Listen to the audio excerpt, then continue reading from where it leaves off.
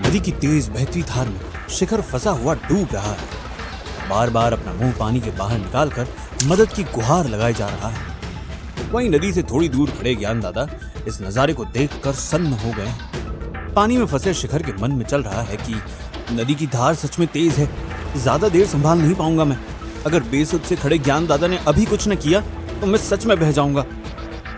और शिखर एक जोर की चीख लगाता है ज्ञान दादा को, जिसे सुनते ही अपने साथ पड़ी दारू की बोतल छोड़कर ज्ञान दादा दौड़ लगा देते हैं शिखर की ओर। शिखर उनके इंतजार में नदी के बीचों बीच धीरे धीरे बहता जा रहा है, मगर तभी शिखर का पांव एक पत्थर से टकराता है और उसके पांव में मोच आ जाती है और शिखर फिसल धार के साथ बहने लगता है। वो शिखर जो अब तक नाटक कर रहा था अब सच में बहे जा रहा है। शिखर का मुंह पानी के नीचे जा रहा है, सांस लेने में दिक्कत हो रही है। तभी एक हाथ आता है और उसे पकड़ अपनी ओर खींच लेता है। वो हाथ ज्ञान दादा का ही है जो शिखर को बहने से रोक रहे हैं। शिखर जैसे ही थोड़ा होश में आता है वापस नाटक शुरू करते हुए कहता है, मुझे तैरना नहीं आता ज्ञान दादा, मेरी जान बचा लो वरना मैं डूब जाऊंगा। ज्ञान दादा शिखर को शांत करते हुए कहते हैं, फिक्र मत करो, मैं तुम्हें डूबने नहीं दूंगा। बस मेरी बात मानते जाओ। पहले छटपटाना और बेचैन होना बंद करो, फिर अपने दोनों पांव को अलग अलग दिशा में घुमाना शुरू कर दो। ज्ञान दादा शिखर को निर्देश देते गए और शिखर उन्हें मानता गया और बस कुछ ही पल में ज्ञान दादा शिखर को बचाकर नदी किनारे वापस ले आए। वापस आकर दोनों जमीन पर लेटकर तेजी से हाँफने लगते हैं। थोड़ी देर सांस लेने के बाद ज्ञान दादा शिखर को उठाकर अपने घर की ओर बढ़ जाते हैं, दारू की बोतल वहीं पीछे छोड़कर। शिखर एक नजर पीछे उस बोतल की ओर देखता है और उसके चेहरे पर एक छोटी सी मुस्कान आ जाती है। रास्ते में चलते वक्त शिखर ज्ञान दादा से बात करना शुरू करता है। अगर आज आपने मेरी जान न बचाई होती तो मैं अब तक डूब चुका होता। ज्ञान दादा शिखर को डांट लगाते कहते हैं, क्या जरूरत है पानी में जाने की? शिखर बहाना बनाते हुए कहता है, वो तो मैं बस पानी में हाथ धोने गया था कि वहां मेरा पैर फिसल गया और मैं पानी में गिर गया। ज्ञान दादा शिखर की इस बात का कोई जवाब नहीं देते, मगर उनके चेहरे पर साफ दिख रहा है कि वो शिखर से चिढ़े हुए हैं। शिखर अपनी बात जारी रखते हुए कहता है, कितनी अजीब बात है ना, कल मैं आपको ऐसे सहारा देते हुए घर की ओर ले जा रहा था, आज आप मुझे ले जा रहे हो। ज्ञान दादा पूरे रास्ते शिखर की बातें बस नजरअंदाज करते हैं और उसके किसी भी सवाल का जवाब भी नहीं देते।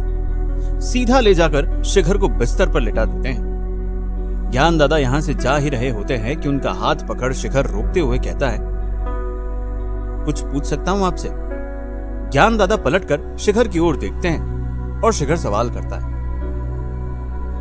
आपने शराब पीना क्यों शुरू किया था?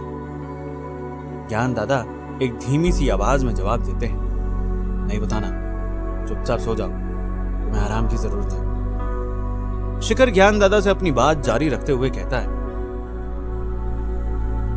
ताई ने मुझे बताया था आपकी बेटी के बारे में। ये सुनते ही ज्ञान दादा की आंखों में आंसू आ जाते हैं। वो इस बारे में बात ही नहीं करना चाहते और दरवाजे की ओर बढ़ते हुए कहते हैं, मैं सुलोचना को बुला रहा हूं, वही आकर तुम्हारी देखभाल करेगी, मुझे कहीं जाना है।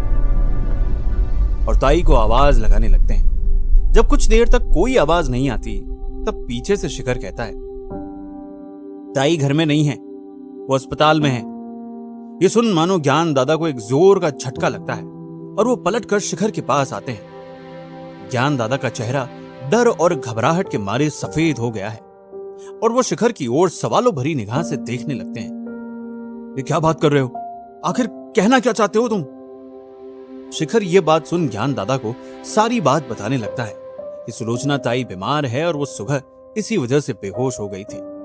शिखर की ये बात सुन के ज्ञान दादा का दिमाग बिल्कुल सुन्न पड़ जाता है और वो कहते हैं, सुलोचना ठीक तो है ना? आखिर क्या हुआ उसे? शिखर फिर ज्ञान दादा को अब तक का पूरा हाल सुनाता है। सुलोचना ताई के दिल में ब्लॉकेज है, उन्हें बाईपास सर्जरी करने की जरूरत है, वो भी जितनी जल्दी हो सके। अगर वो ऐसा नहीं कराती है तो उनके बचने का कोई रास्ता नहीं है। शिखर आगे ये भी बताता है कि सुलोचना ताई ने सर्जरी कराने से साफ मना कर दिया है। ये कहते हुए कि वो सिर्फ और सिर्फ अपने पति के कमाए पैसों से ही अपना इलाज कराएगी।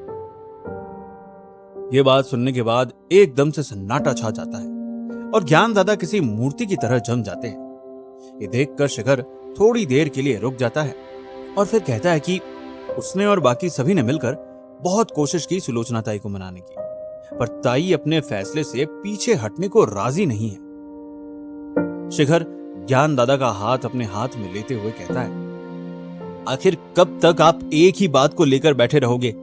जो हुआ उसे बीते हुए जमाना हो गया है। उस वजह से खुद को बर्बादी की ओर धकेलते रहने से न तो आपका पछतावा कम होगा, न ही वो लोग वापस आएंगे जिन्हें आप पहले ही खो चुके हो। उल्टा अब आपके जो करीब है उन्हें भी खोने की ओर बढ़ रहे हो।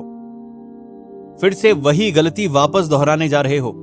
इतना ही दर्द है ना आपको, तो कभी ये सोचा सुलोचना ताई पर क्या गुजर रही होगी इतने समय से आपको ऐसे देखकर? ये बात सुन ज्ञान दादा के चेहरे पर पछतावा साफ दिखाई देने लगता है और वो गहरी सोच में डूब जाते हैं कि आखिर कैसे सुलोचना अकेले ही चुपचाप सब अंदर ही अंदर सह रही थी। आखिर बेटी तो उसने भी खोई है और दूसरी तरफ वो खुद सुलोचना को परेशान कर रहे थे। कम से कम ज्ञान दादा को अपनी बेटी का मातम मनाने का मौका तो मिला। सुलोचना ताई को तो उनकी वजह से ये भी नसीब नहीं हुआ। वो तो सीधे बेटी को खोने के बाद पति को बचाने में लग गई। ये बात अब उन्हें अंदर ही अंदर खाई जा रही है। शिखर अपनी बात जारी रखते हुए कहता है, आपको सलाह दूं, इतनी मेरी उम्र तो नहीं है, मगर आपके बेटे जैसा ही हूं। बस इसी हैसियत से आपसे गुजारिश करना चाहूंगा कि ये जो पुरानी बातें हैं उनको जाने दीजिए और जो अब सामने है उस पर ध्यान दीजिए। सुलोचना ताई के साथ अपने आगे की जिंदगी पर ध्यान दीजिए, वरना जो आपके पास इतनी प्यारी सी चीज है आप वो भी खो दोगे, और वो भी हमेशा के लिए। आपने अपनी बेटी खोई थी इसलिए अपने आप को इतना कोसा आपने। अब आज जो आपने एक बेटे की जिंदगी बचाई है उस खातिर प्लीज ज्ञान दादा लौट आओ, वापस पहले जैसे बन जाओ। ज्ञान दादा खड़े होते हुए कहते हैं, बहुत देर हो गई है, मुझे कहीं जाना है। ज्ञान दादा इतना बोलकर कमरे के बाहर निकल जाते हैं। शिखर के मन में अब चिंता आने लगती है कि कहीं उसने कुछ ऐसा तो नहीं बोल दिया और या उसके इतना बोलने का कुछ असर होगा भी, या दादा वापस शराब पीने निकल गए हैं। तभी रवि शीना और बबीता के साथ कमरे के अंदर आता है। शीना आते ही शिखर को कोसना शुरू कर देती है और रवि शिखर से पूछता है, क्या हुआ, ज्ञान दादा को मनाने में कामयाब हुआ या नहीं? शिखर एक निराशा भरी आवाज में कहता है, शायद नहीं। उनकी आंखों में पछतावा तो दिख रहा था, मगर वो मेरी बात सुनकर पहले वाले ज्ञान दादा बनेंगे या नहीं वो नहीं पता मुझे। शिखर और टोली कुछ देर तक आपस में बातें करते हैं कि अगर उनकी ये कोशिश कामयाब नहीं हो जाती है तो आगे क्या करना है। अगली सुबह शिखर जैसे ही कमरे से बाहर निकलता है उसे एक आवाज आती है, उठ गए तुम, अब जल्दी से ब्रश कर नाश्ता कर लो, गर्मा गर्म ब्रेकफास्ट तैयार है। यह आवाज शीना की है। शिखर सबसे सवाल करता है, क्या किसी ने ज्ञान दादा को सुबह से देखा है? रवि जमाई लेते हुए कहता है, नहीं, मैंने तो नहीं देखा। वो घर पर शायद नहीं है, कहीं बाहर गए होंगे। वैसे भी रोज सुबह वो एक ही काम से तो निकलते हैं, शराब की तलाश में। मुझे नहीं लगता कल की बात का उन पर कोई असर हुआ है। रवि को काटते हुए बबीता कहती है, ऐसी बात नहीं है, आज सुबह का ये नाश्ता ज्ञान दादा ने उठ के बनाया है। ये सुनते ही शिखर और रवि के होश उड़ जाते हैं। बबीता फिर बताती है कि वो जब सुबह उठी तो उसने देखा कि कैसे ज्ञान दादा ने पूरी रसोई की सफाई की और बबीता को भी मदद करने से मना कर दिया। उन्होंने पूरे घर में पहले झाड़ू लगाया, फिर नाश्ता बनाया और अभी सुलोचना ताई से मिलने अस्पताल गए हैं। ये बात सुन रवि और शिखर की आंखों में भी चमक सी आ जाती है और उन्हें एक पल के लिए इस बात पर यकीन नहीं होता कि उनकी कोशिश कामयाब हो गई है। इतने में ज्ञान दादा वहां आ जाते हैं, एकदम तैयार होकर। ज्ञान दादा का ऐसा रूप देखकर सबकी आंखों में चमक आ जाती है। आखिर पहली बार सबने ज्ञान दादा के इस रूप को देखा था। ज्ञान दादा एक मीठी सी आवाज में कहते हैं, मैं सुलोचना से बात करके आया हूं, उसके इलाज के लिए पैसा इकट्ठा करने में मुझे तुम लोगों की मदद चाहिए होगी। ज्ञान दादा ने इतना कहा ही था कि शिखर आकर उनके गले लग जाता है और शिखर को देख शीना, रवि और बबीता भी आ जाते हैं। सबकी आंखें नम हैं। ज्ञान दादा के इस रूप को देखकर खुशी सी छाई है सबके दिल में।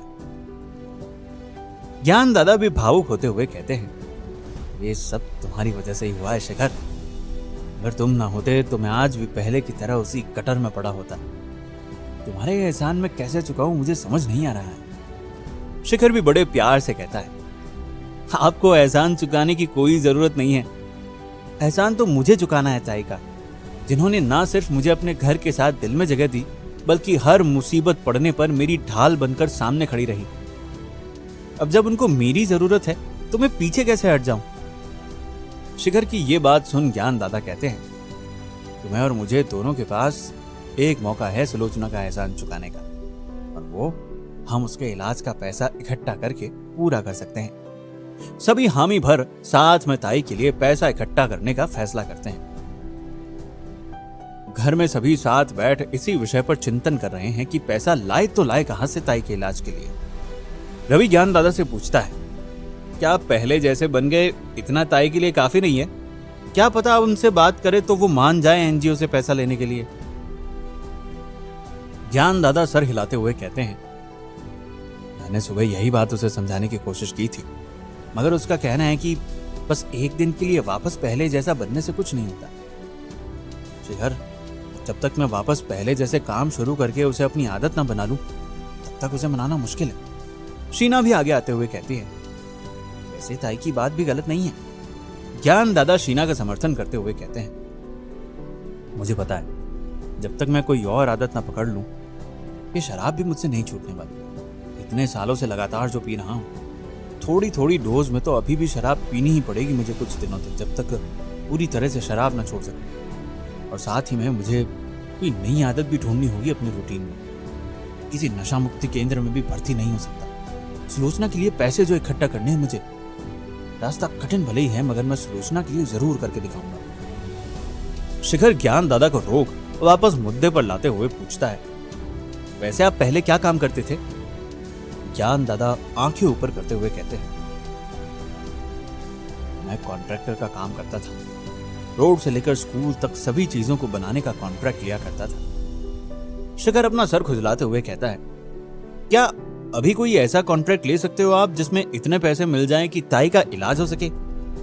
ज्ञान दादा सोच में पड़ जाते हैं और कहते हैं, मैं बात कर सकता हूं, मगर इतने सालों से कुछ काम किया नहीं। मुझे कोई बड़ा कॉन्ट्रैक्ट शायद ही मिले।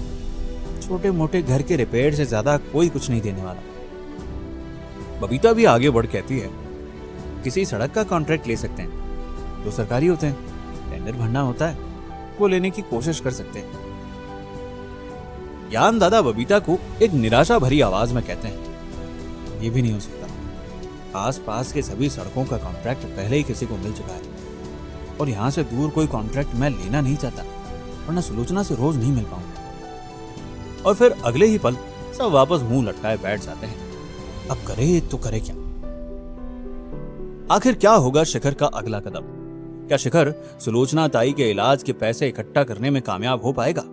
जानने के लिए सुनते रहिए